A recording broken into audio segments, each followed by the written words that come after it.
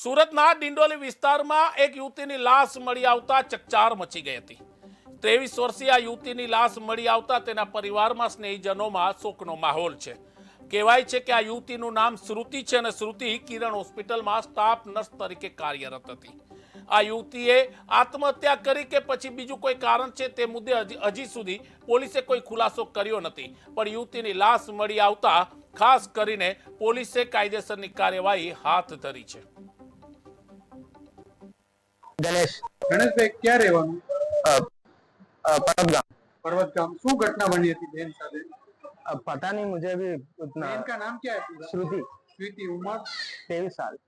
ये क्या काम कुछ शादीशुदा थी क्या? नहीं शादी नहीं हुआ नहीं हुआ। नहीं हुआ। ये बेन को कौन सी जगह पे इंजेक्शन लिया था कुछ पता है? होटल में ये इंजेक्शन बताओ ये मुझे बताओ। ये इंजेक्शन लिया हाँ ये फिर क्या हुआ? पता नहीं क्या हुआ, इंजेक्शन ले लिया।